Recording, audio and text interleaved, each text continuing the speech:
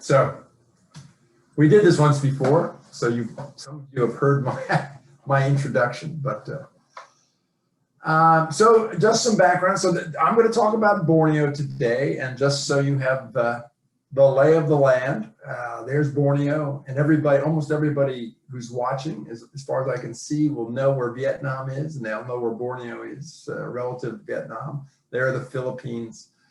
And Borneo is divided between three countries: Indonesia in the south, Malaysia in the north, and then a little country of Brunei there. So, and I'll also mention briefly the Malay Peninsula and Sumatra, which are part of the story. And you also might notice that this light blue here is very shallow sea, which sometimes turns into land, and we'll get back to that.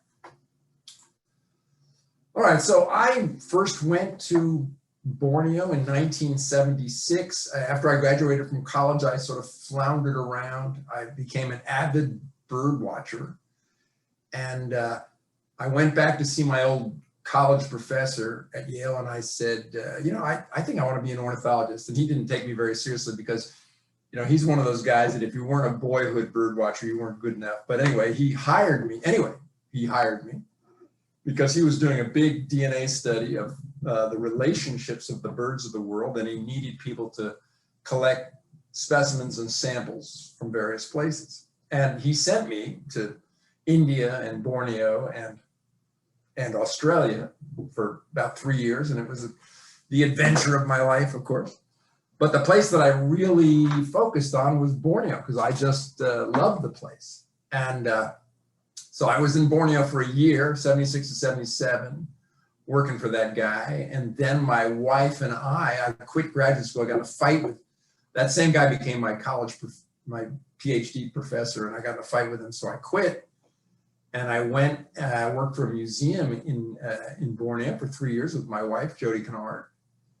And then after that, I went back in 89 and 90, but for about a 10-year period, I didn't return because I was working at LSU, trying to, raising a family, trying to get my career in molecular systematics going, so I didn't go back. But then when I turned about 50, I decided, you know what, I don't really like working in the lab. What I really want to do is be in the field. And so I returned to Borneo. Basically, I've returned to Borneo for the last 20 years. So I had an early start, then a hiatus, and then I went back. And the reason I love the place, first of all, is the forest. I mean, you can see the forest is or was spectacular. I was fortunate enough to get there when the forest was great. It's just a mere shadow of its former self now, unfortunately. The downside of that is I've seen it when it was great, and I've seen what it looks like now. But anyway, here's a little remnant of the forest, and it's spectacular. And the other reason I like the place is because the people are wonderful. It's very safe. There's, I've been to the neotropics. There's nobody running around in the forest with guns. It's a very comfortable place to work. And the other thing is that it has, perhaps next to Thailand, the best food in the world. And I like food, so that's important. And of course, there are the birds, which are, it has fewer birds than the neotropics, but there's some pretty high-powered species out there. I would say Hose's broadbill and the black-headed bulbul, and this species that we discovered, nobody knew what this thing was for years. They thought it was a campophagic from Australia. It turned out to be a thrush, the fruit hunter. And of course, pittas, the jewels of the forest. Pittas are the greatest birds of all the world. And there's other spectacular things. Bee eater, it just comes out of nowhere with this ridiculous lilac forehead and red beard and so forth. And of course, trogons. I mean, the trogons aren't quite as fancy as quetzals, but they're pretty nice and pretty good trogons. Lots of barbets of various kinds, continuously going poop, poop, poop, poop, brook, brook, brook, brook in the background. Every time you hear any movie made in Borneo, you'll hear them tooking or brooking in the background. Let's see. Oh, another bee eater, just for this is a forest beater, this one with a lilac forehead. There are a lot of these open country beaters, plus a lot of great little brown birds like this thing, the Bornean stubtail, an endemic, and broadbills. I mean, I'll come back to the broadbills in a while.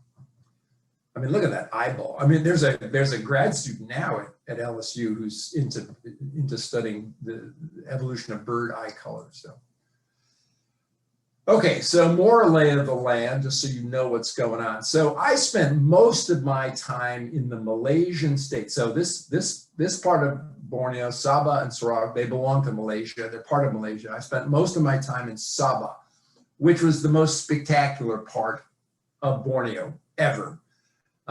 Basically, the entire eastern half of Borneo was uninhabited by humans, except along rivers, until 40 years ago, when the forest was cut down. So it was this spectacular, spectacular forest. Anyway, that's where I spent most of my time. More recently, I've worked in Sarawak and even in the Indonesian part down here in Kalimantan. Okay, and I'm going to keep this little map up here every once in a while to show you where we are. So right now, I'm going to start the way I saw Borneo when I first got there. So basically, this is going to be a travel log with a lot of birds and a very little science, but I'll tell you when the science comes along. So basically, when I first arrived in Sabah, in Borneo, it looked like this. You know, it's pretty modern, actually. This is the Kota Kinabalu was the city, the main city. It had a Hyatt hotel. I never could afford to stay in that hotel. I always stayed in these wonderful little Chinese hotels, but I once stayed in the Hyatt when they went for a conference that somebody else was paying. And when I lived in Borneo with my wife, we used to shop at the Tongjing supermarket. It had just about everything you could want. Now, Borneo, Malaysian Borneo, and like Malaysia, was part of the British Empire, and at one time had lots of fairly interesting colonial architecture, but during the Second World War, most of that got blown up by American bombers coming over because the place was occupied by the Japanese, and the Americans, once they regained the Philippines, bombed the heck out of the place. And there are very few colonial buildings left. Here's one, the post office, which is kind of a nice old building. Most of it's kind of crummy new stuff. All right, so the way I'm going to do this is we're going to go to different habitats and sort of look at the birds in the different habitats. And we're going to start where my wife and I, in 1981 and 82 and 83, had our headquarters. So this was our house. Can you see my cursor? You can. Jennifer, can you see? Yeah, okay. So this was our house. We rented. And what we would do is we would stage expeditions out of this house. At this stage, we were working for a museum, the Western Foundation of Vertebrate Zoology in Los Angeles, which was basically the personal museum of a very rich guy. And they would send researchers over, and then my wife and I would take them to field camps to do whatever they wanted, whatever research they were going to do. But when we weren't in camp, we were in this place. And it was a wonderful, wonderful place. You know, here we had the rice paddies right outside our windows, and we could catch birds and see birds right out there, which we did a lot. And among these were, you know, fairly common birds. If you go to coastal or suburban Borneo, like the cinnamon bittern and the white-breasted water hen and a common cuckoo, a big old cuckoo, and the wonderful straw-headed bulbul. Now, the straw-headed bulbul has now been extirpated everywhere because it's the pet trade in Indonesia has spread across the Sunda Islands, and the demand for these birds as cage birds because of their beautiful song is just out of control. And they're very easy to catch because they live along water courses, and you just play their song, you can catch the whole population. So unfortunately, they're there anymore. But when I went there in the 70s and the 80s, their wonderful song was ubiquitous. Now it's silent, unfortunately. And then other bulbuls, which are still there by the gazillions, like the yellow-vented bulbul. I know Joelle's been to Borneo, so I'm sure she's seen plenty of yellow-vented bulbuls. But this would be, these birds come into our garden. Oh, and by the way, so these pictures, so there's a combination of pictures here that I took, in the old days and had the slides scanned, and then others that I've stolen from the internet, and I've tried to help attribute the photographers later on. So you'll see fuzzy pictures and clearer pictures, and that's why they're coming out like that. But I sort of like to have my old pictures because they remind me of the old days.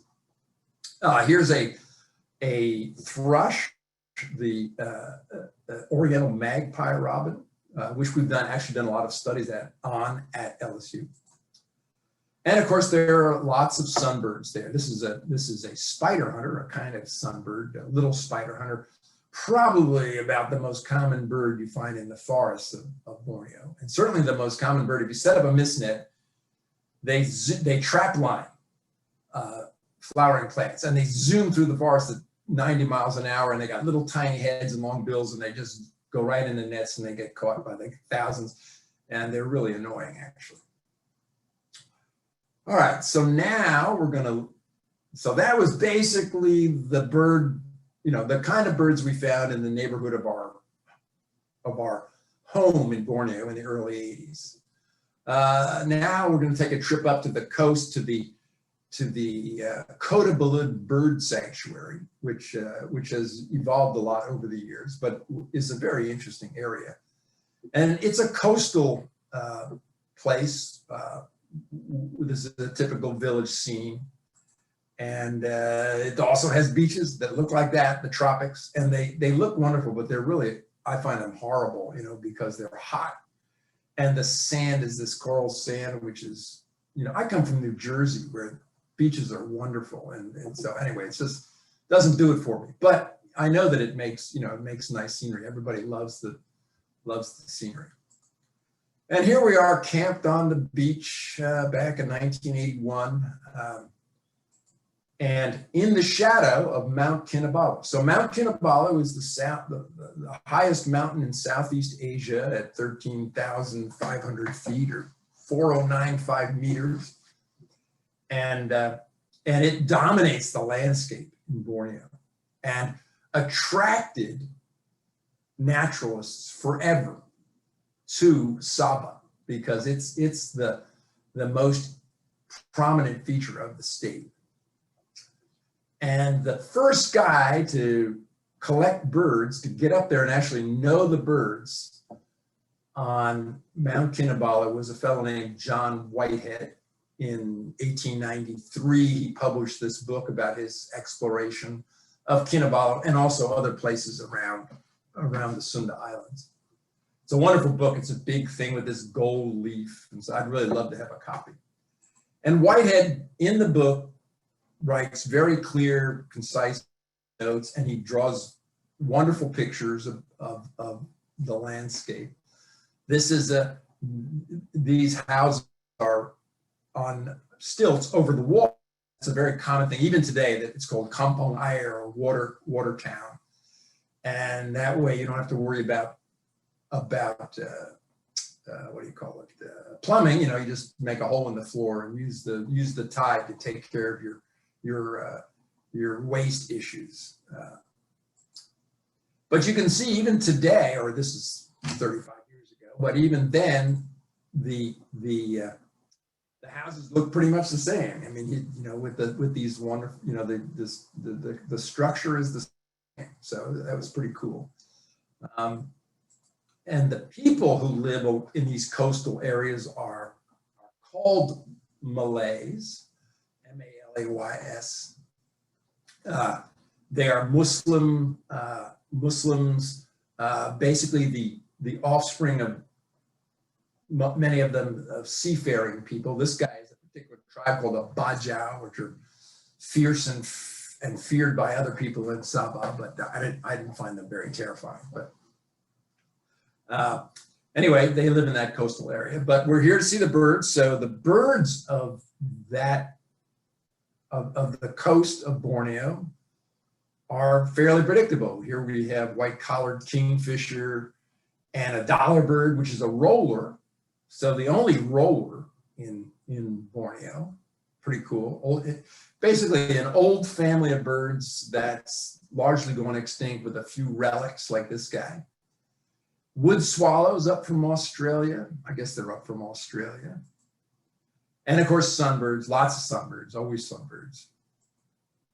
And there are other cool things around there too. This is a friend of mine who I've known and who lives in Borneo, and I've known him for 40 years, and he's a herpetologist.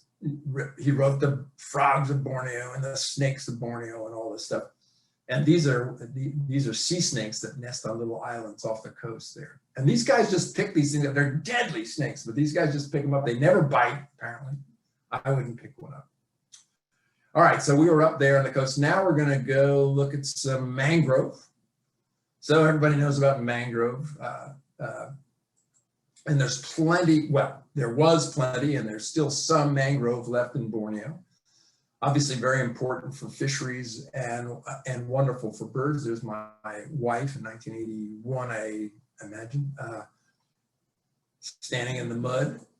And the birds you find in the mangroves are some like this malkoa, which have relatives that live in the forest as well, but this is a lowland edge of the habitat area, continent kind of bird. And this spectacular kingfisher, the stork-billed kingfisher, I think is the first I ever actually caught in a mist net in Borneo. And the spectacular black and red broadbill, which I mentioned before, which is found on all the rivers of Borneo. And this sunbird, copper-throated sunbird, which only occurs in mangroves, which is, most sunbirds fly all over the place because, you know, they're opportunistic feeders looking for nectar and so they're, but these guys, I have only, and I think normally only occur in mangrove. Oh, and other things. Obviously, the other creatures occur in mangrove as well. Most famously, the proboscis monkey. And mud skippers, lots of mud skippers of various sizes. And crocodiles.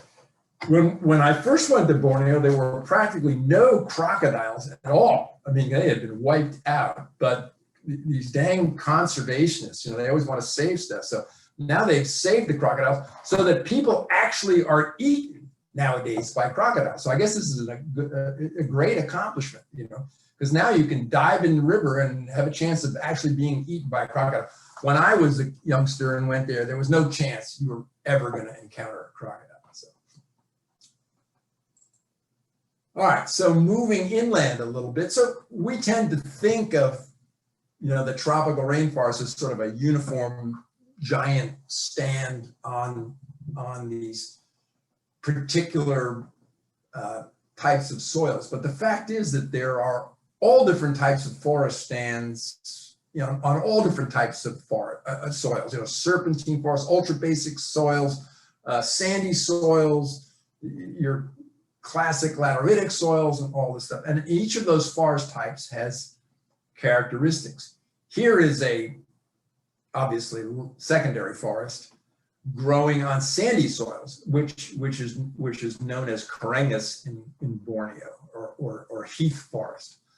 And it has cool things because there's a problem with heat drainage. So water's a big issue. So there are lots of these pitcher plants there and thick-leaved plants that sort of are resistant to drying out. These mellostomes are wonderful because they attract all kinds of birds to these habitats. Even though the habitat like this one looks pretty awful. I mean, you know, compared to what you want to see in Borneo, it's still got tons of birds. Then they particularly accumulate in nesting season when the fruit is out. And there are birds which are strictly, almost strictly, almost strictly occur in these Carangas or poor soil habitats. This is the hook-billed bulbul, not a particularly spectacular bird, but a bird that you can't find anywhere in Borneo except in these poor soil forests. And this scarlet-breasted flower pecker is another one. You know, it's just a spectacular bird, but you won't see it unless you go to these poor soil forests. And this guy, a babbler, gray-breasted babbler is another one. Plus some other really nice birds like this pink-necked green pigeon treron and long-tailed parakeet. So they're pretty nice birds there, even though the forest isn't so spectacular. All right, so we sort of moved down the coast and inland a little bit through the Carangas forest. Now we're going to go into, so I should explain basically this part of Borneo, the west coast and the north, have been occupied by native peoples for hundreds, if not thousands of years. And so it's all secondary forest there, except in the mountains. The mountains, there's a mountain range right here, which is primary forest. But it's all secondary forest. But there are still wonderful birds in this secondary forest. And we spent a lot of time visiting different places. This is a typical venue, you know, a beautiful river, but scrubby forest resulting from years of shifting agriculture kind of thing. More of that typical landscape. But the birds are wonderful, like this Irina puella, the beautiful Irina, otherwise known as the fairy bluebird. And this bulbul, the black-headed bulbul with a spectacular blue eye. And a not so spectacular, extremely common striped tit babbler. And this bird with the most wonderful name of the fluffy-backed tit babbler. And I remember when I first went to this place and started catching these birds, and I had an old edition of Smithy's Birds of Borneo, and I would look these things up and I'd go, oh my God, man, this is just, and it was all new to me, but the guy who wrote the book and everybody else knew all about these things, like the fluffy-backed tit babbler. And here's a nice bird, vertebrate flycatcher. You see these things not that commonly, but perched out in the wild. And once you get onto them, of course, they're pretty obvious. And lots of flower peckers, tons of these little flower peckers. This is the yellow-rumped flower pecker. And the shama. Okay, so here I am going to, let's see how we're doing on time. Okay, so here I'm going to actually talk a little bit about science because, you know, although I've been going to this place for years and years, in the last 20 years, I've actually tried to do a variety of studies on where the heck these species came from, you know, so systematic studies, and how does so many species coexist, so ecological studies. So I sort of have two ways of doing stuff, by doing bird surveys for ecological studies and doing systematics using DNA comparisons. So that's what we've been doing. And so here's a little sideline on that bird. So here's one of my former LSU students, Densi Gawin. She is what's called a Badayu, from a native tribe down here near Kuching in Sarawak. And she studied shamas and also magpie robins, but I'm not going to talk about the magpie robins. But she also studied other things too. But one of her projects was to try to figure out why in all of this part of Borneo, the shama doesn't have a white crown. Yet in Sabah, the shama has a white crown. And there's really no difference between those places. I mean, the forest is contiguous. This is a political division. There's no mountain chain dividing Sabah or something, you know, there's no barrier there that explains why the heck Sabah has an endemic form of this bird, whereas the rest of Borneo and actually all of Southeast Asia across to India has this bird, the white rump-shot.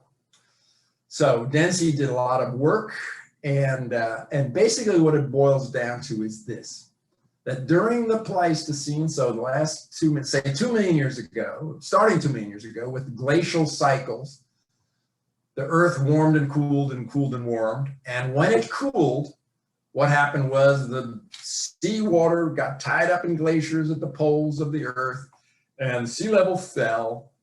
And all of these islands, Sumatra, the Malay Peninsula, Borneo, Java, were joined in a giant subcontinent called Sundaland.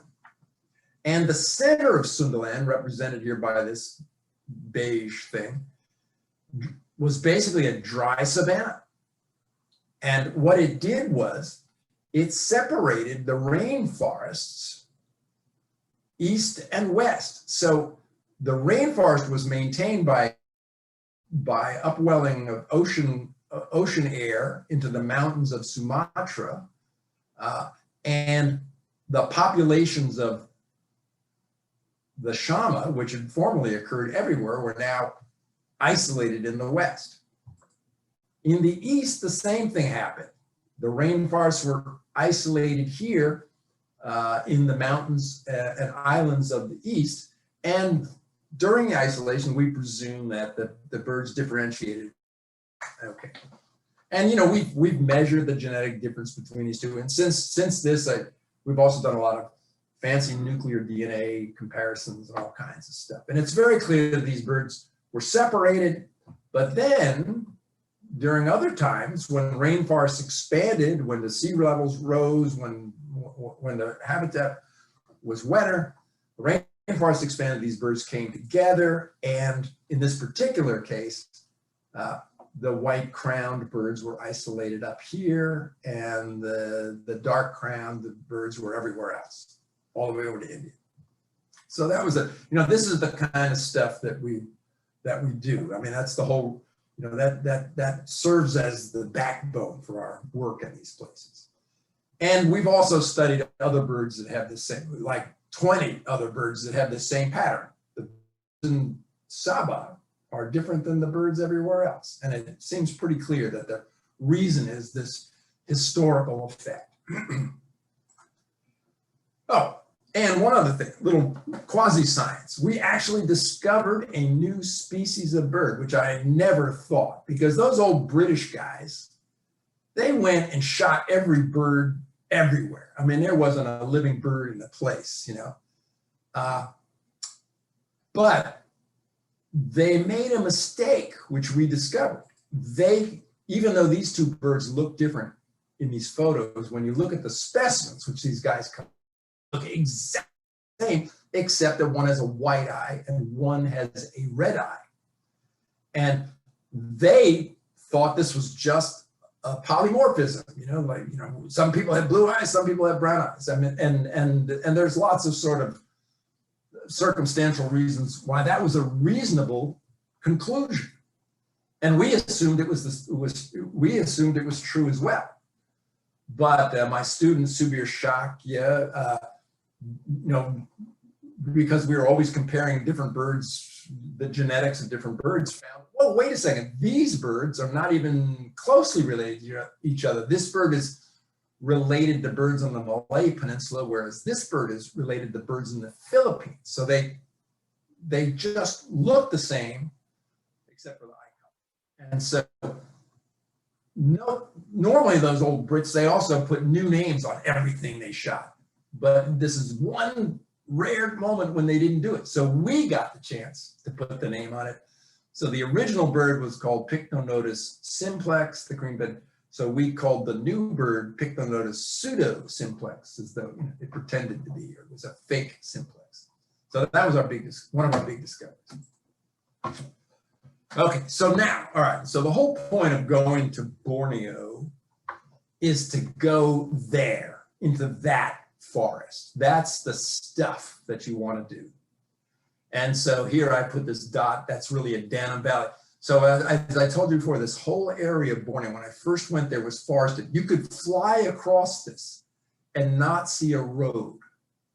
It was just closed canopy the whole way. Now, if you fly across it, it's nothing but logging roads. There's one area here called Banham Valley. There's, you know, a little park here, Tawa Hills Park. Basically that's it. Oh, there's one area here that they've preserved. Basically, it's all been cut down. And a lot of it, a huge amount of it over here has been turned into oil palm, but we'll get to that in a second. Okay, but when I first went there, it was this gorgeous forest. And the way you got into that forest, classically, was by boat. So you went by boat. There was also a railroad built by the British in 1910 to go over the mountains and reach plantations in the interior. And the railroad actually went through primary forest. And the first time I ever was in primary forest in Borneo, I took the train and I just got off at a little station in a little village. And this lady had let me stay in her, she had a little cabin there where she had a fruit garden and a little rubber grove. And I stayed in her cabin, and it was surrounded by this gorgeous primary forest. It was, you know, it was just amazing. I just took the train, 20-minute train ride into this primary forest. Now I went back, and that was in 76. I went back in 81. The forest was all cut down and had burned in an 83. It burned in the El Nino forest fires, and there's nothing there, absolutely nothing there. It's just grassland. So that stuff drives me crazy. But okay. The other way to get into the forest was to follow the loggers. So in the 70s and the early 80s, the logging was unbelievable. And these loggers would build roads in advance of their logging operation. And they were very nice people. They would take us out. Here I am. They would take me out to the end of their logging road, drop me off. I didn't have a vehicle. They would drop me off, and then they'd build me a camp. I'll come to that camp in a second. They'd build a camp. So that was another way to get to great forest, and I did a lot of that in the 70s and early 80s. And then there's the old-fashioned way, which is to walk, which I hate. I don't like to walk. I don't like to carry stuff. But recently, in order to do particularly work in the mountains, we've done a lot of walking. My wife likes it. I hate it. But, all right. So anyway, the point is to get there, you know, into that stuff. This is where you want to be. This is Borneo. This is why people go there. I mean, that's where the old man of the forest lives. Or in this case, the old lady of the forest. So here's a camp that those loggers built for us. Just a spectacular camp. This was right at that place where you saw me sitting on the side of the river. And this is a typical camp that we would make. The beds are canvas strips stretched between poles, and we just line up in a row like so many sardines under a tarp. This is a particularly wet place, so we were fighting the mud with pieces of wood here.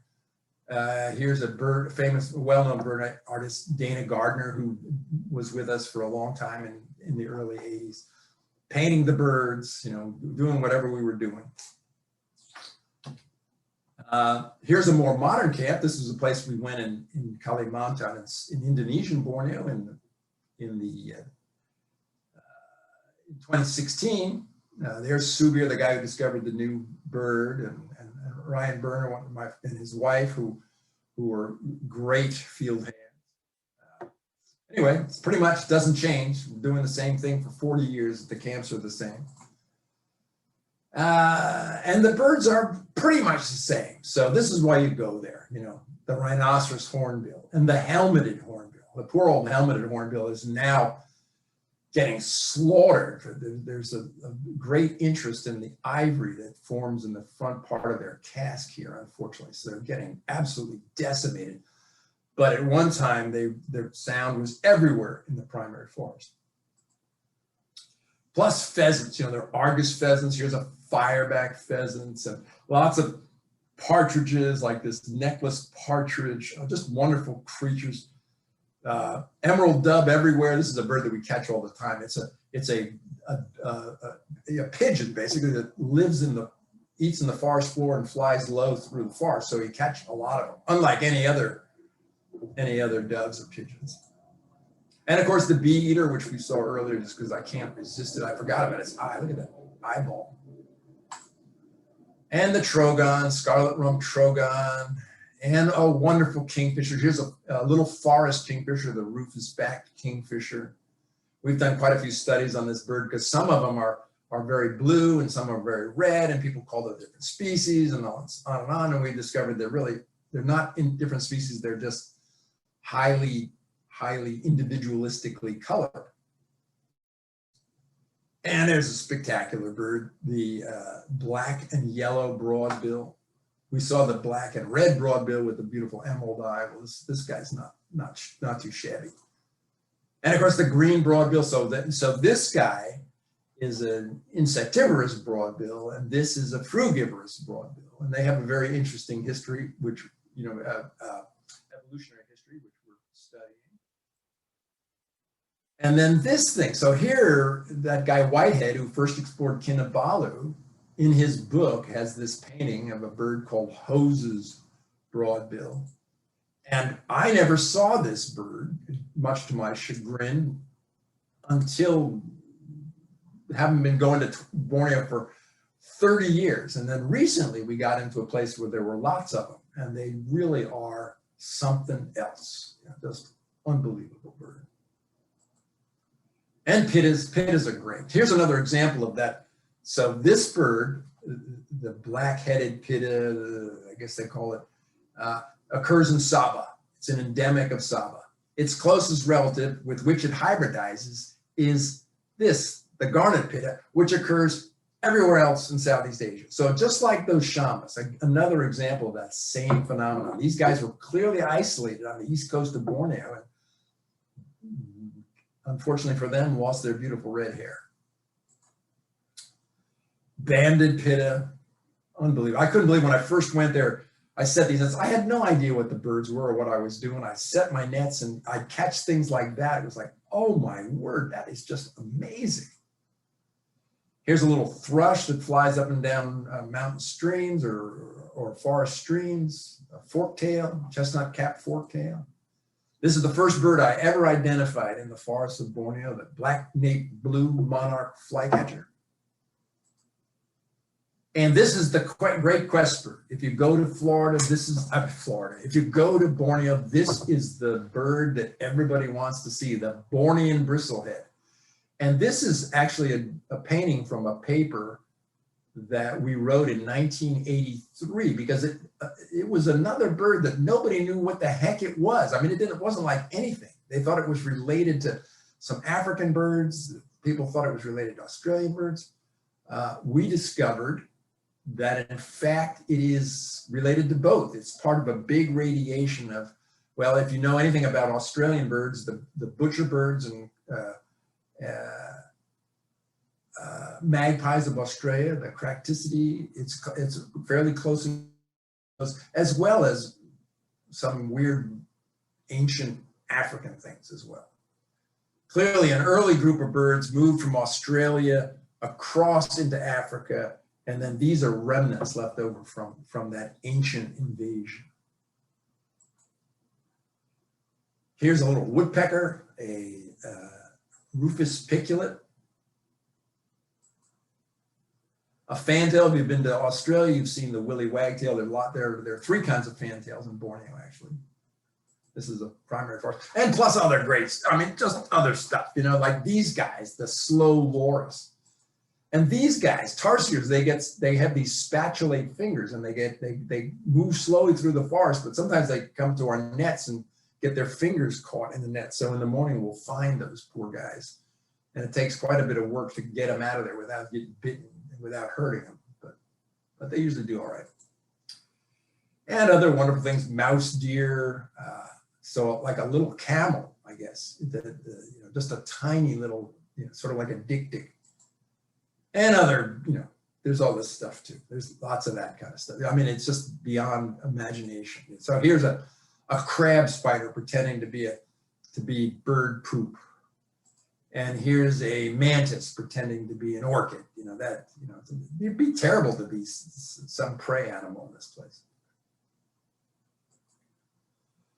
And wonderful. We catch these guys in the bird nets as well, these the flying lizards. So we're always getting them, and then we try to we like carry them up to the second story of a house and throw them out the window to see what they'll do. And they just lie in your hand like nothing. They just don't do anything. And the second you launch them out the window, they just take over and go and land in the nearest tree. I mean, they're just amazing. And then these guys, you know, if we were having a live meeting, I'd say, what is that? You know, and you'd go, I don't know, I haven't got a clue what that is. Well, that's that, or something like that. There are gazillions of bats. And of course, we've caught gazillions in our nets. I don't like catching bats in my nets, but the bat fauna is really spectacular. And including flying fox, you know, so you get the big flying foxes, you know, hanging from trees, and in the old days, not anymore, but in the old days, mass migrations of these things in the evening to go feed. And that old lady who let me stay in her home by the railroad tracks, she had at her house all these pieces of string attached to tin cans with clangers in them to scare away the bats from eating her, you know, from eating her rambutans and lansats and durians or everything, whatever else. I guess they couldn't eat a durian, but everything else there. Oh, and then here's something else. So if you've been paying attention, you may have said, what are those socks that these people are wearing? And right now, what is she doing? Well, we're taking a rest coming back from a campsite. And Jody is checking her legs for leeches, because one thing they got in Southeast Asia is land leeches. And so we wear these socks to sort of, you know, the leeches can't get through them, these muslin socks, and they crawl up and you can pick them off. But here's a guy, I took this picture in the 1970s, and I can't find a lot of my other old pictures, but this guy was amazing. He was leading us through the forest to a cave where there were edible nest swiftlets, you know, those swiftlets that make the nests that people, out of saliva, and people scrape them off and boil them up and make soup out of them, and they're very valuable. Well, he was leading us to a remote place where there was one of those caves, and he's walking in front of me, and he had these leech bites, and of course they inject, what do you call it, the anticoagulant, and so he bleeds, and then he'd get more leeches, and of course those leeches would move rapidly to the thing. So he'd get these things on his leg that looked like urchins with so many leeches, you know, feasting on the bloody spots. And so every once in a while he would stop, and then he would take his machete, which they call in that place, and he would scrape them off, and then he'd put them on the log and he'd chop them up. So that's what that is. All right, so I can't, you know, talk about the Borneo forest without briefly saying something, especially to an Audubon crowd, about conservation, because you know, the devastation of the forest is, you know, they always call it selective logging. It's not selective logging. It never was selective logging. It's mining. It's just cut every single thing you can. In the early days, they only cut the big trees, but then when the big trees are gone, they went back and they cut the little trees. And when the little trees are gone, they went back and cut the trees that were left along river edges. You know, it's like that. And the purpose, of course, has been forever to make the forest area, the land area, economically useful, as it were. So originally there were tons of rubber plantations when I went there in the coastal areas, lots of rubber. And in West Malaysia, you know, you take the train from Singapore up to Kuala Lumpur, and there'd be hundreds of miles of these rubber plantations. Not so much rubber now anymore. Oh, here's Whitehead depicting back in, you know, 1890, the clearing of land for plantations. In those days, it would have been rubber or something similar. Here in 1970, I took pictures of the clearing of the land for an exotic tree plantation. And this is, you know, pretty much what they did then. I don't think they burn it now. They don't like to burn it. They like the wood to sort when they remove the wood, and then they try to, let it compost as best they can. And this is what it looks like after. This is a typical primary forest after they've logged it and then left it. It just turns into a sea of vines. And there's no hope really there for regeneration because, first of all, there's no seed source. The trees are mostly diprocrops with big, heavy, not going to get into this stuff. There's no sunlight, there's compaction. I mean, it's just, that's a whole talk on its own, the fate of the forest. And here's another plant that they have been, another crop that they've been planting there forever, or just cocoa. There's not very much cocoa, but there's some small places of cocoa. A big new thing has been to plant these fast-growing exotic trees. This is albizia, but they also plant Malina and other trees that grow fast, and then they crop the trees and they use them for pulp or for cheap wood products or chipping, whatever they're going to do. Interestingly, though, these forests, now we've done quite a bit of bird surveying in comparing these forests with natural forests or these forests with other kinds of plantation forests. And these tall, fast-growing tree forests are actually pretty good for birds because the trees grow fast, a large and dense understory grows up underneath. So you get a pretty diverse forest, which a lot of birds can survive in. Necessarily nest there, but a lot of them eat there. A lot of birds fly in here to, for example, the caterpillars that infest these, the butterfly caterpillars that infest the treetops, and other things, attract birds if there's forest nearby. So that's another whole story about these different things. And that's a completely different situation than oil palm, which everybody knows, because oil palm looks like that underneath. There's no secondary forest developing. Huge vistas of this horrible thing are planted, where there was once flat lowland forest. I mean, it's just, well, you got to make, people have to make money, but, and it does make money apparently, but it sure is bad for wildlife. All right, so that's my small conservation bit. So now the last gasp is to get into the mountains. So the mountains of Sabah run down here from Mount Kinabalu in a line down like this, and then the main Borneo mountains continue down. So this is called the Crocker Range. And we spent a lot of time working in these mountains. And everybody loves the mountains because it's cool there. The weather is wonderful. The forest is wonderful. The animals are wonderful. Everything in the mountains is great. The only bad part is that you have to climb them, which I don't like, but that's a separate problem. The people in the mountains are also wonderful. Here's another whitehead drawing, and people still use these baskets. One time I ran into a lady in 1982. I ran into a lady who was carrying a pile of turtles just like this in this same shaped basket.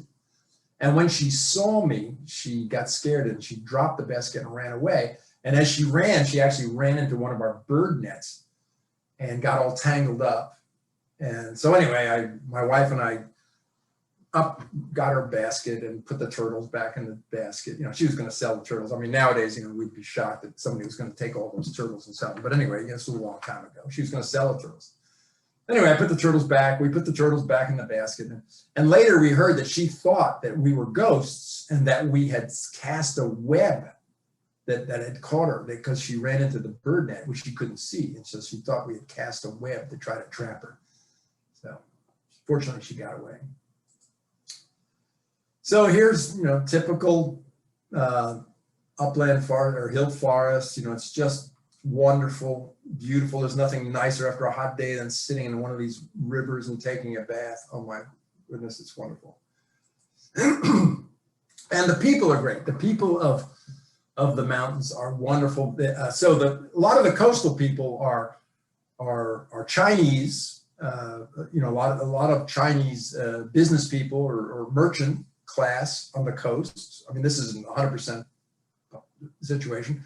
A lot of Malays, that is Muslim folks on the coast, but the interior is entirely inhabited, except in towns, by either Catholic Christians or Protestant Christians. All the Catholic Christians have names like Augustine and Cassius and all these wonderful, and all of the Protestant Christians have names like John and Steve and Mike and Dave and like that. So anyway, they all like to drink, and they like nothing better than getting people like me drunk with their rice wine. You know, just great people. Oh, they are, however, the offspring of headhunters. You know, so their ancestors 100 years ago were, and certainly 150 years ago, were cutting off people's heads when the need arose. And the typical life of the mountain person, I mean, they have villages, but they have what are called these kabuns or gardens, where they have a shack and they do shifting cultivation to grow hill patty or hill rice. So here, my wife always loves the fact that these dogs are cold and they sit in the fire. So we have lots of pictures of dogs sitting in the fire. And here's a typical situation. The guy's got his shack. He cuts down the forest. Here you can see there's a classic piece of forest that's been cut down and then planted with this hill patty, this hill rice.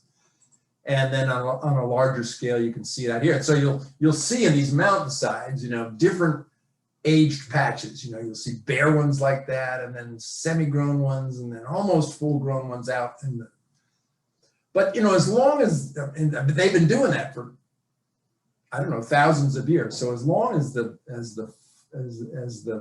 forest regenerates, it doesn't seem to cause a lot of trouble as far as the wildlife goes.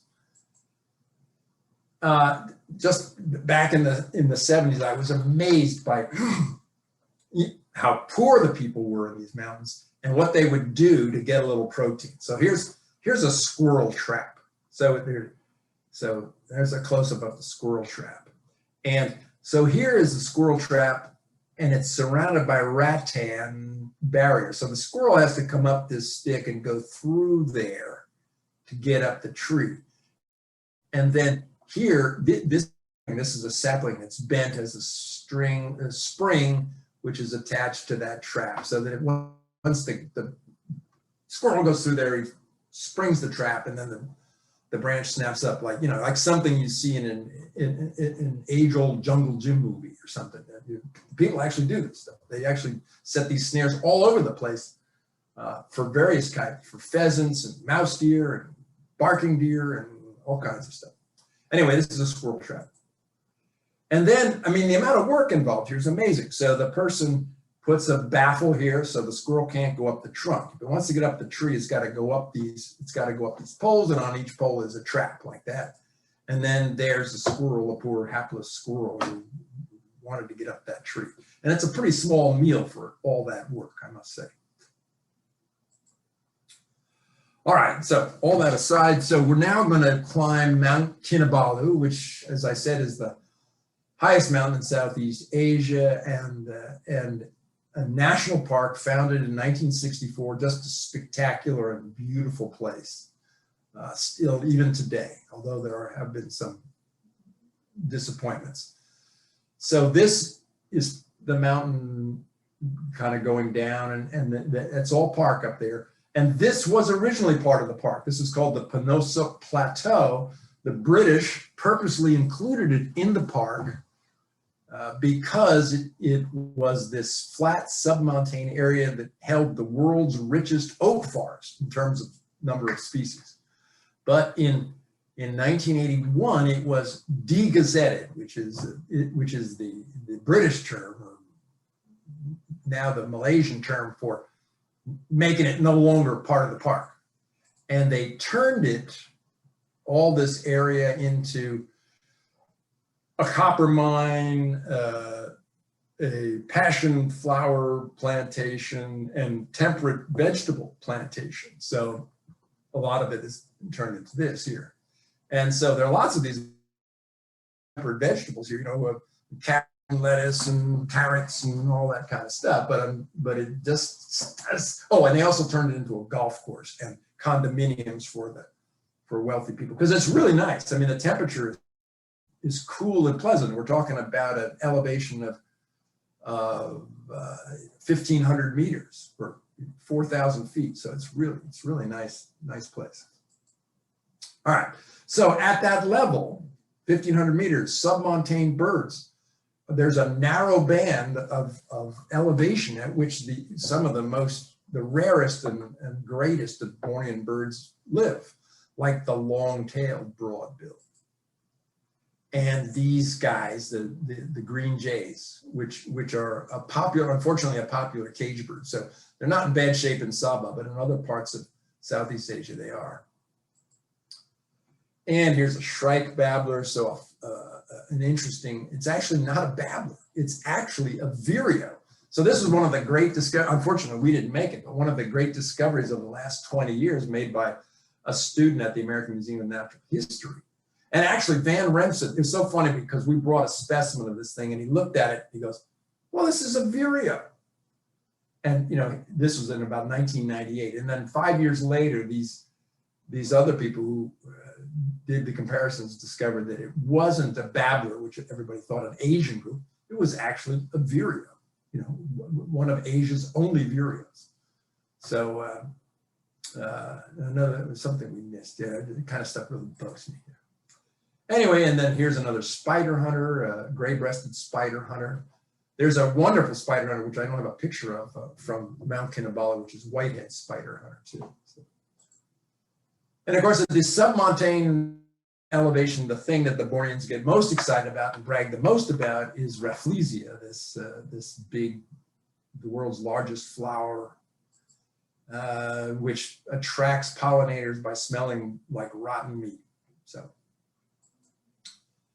All right, so continuing past the submontane level, we head up the mountain here. And the forest is wonderful. This is an ancient photo.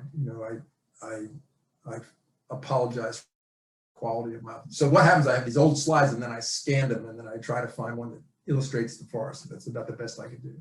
But it's wonderful, wet, you know, montane forest. And then it starts getting stunted. And when these pictures were taken in the early 80s or maybe even the 70s, there were relatively few people. Now you can't even you have to take a guide because it's how they support the local economy, and you can't even get an appointment to go there, I don't think. It's just really hard to climb the mountain now. There's just so many people doing it. Anyway, even then the trail was kind of beat up, as you can see. Now it's just stairs. Now they've put in stairs. Cool stuff though. Famous orchids. They have these slipper orchids that all these orchid poachers want to steal, you know, because they're highly valued. And wonderful pitcher plants. And lots of rhododendrons and other stuff that that us temperate folks recognize. And then you get up high and it gets stunted even more so. And then of course, eventually it runs out of plants at all. And the birds at that high elevation are wonderful. There are several of these partridges, some of which are endemic. There's a chestnut-breasted hill partridge.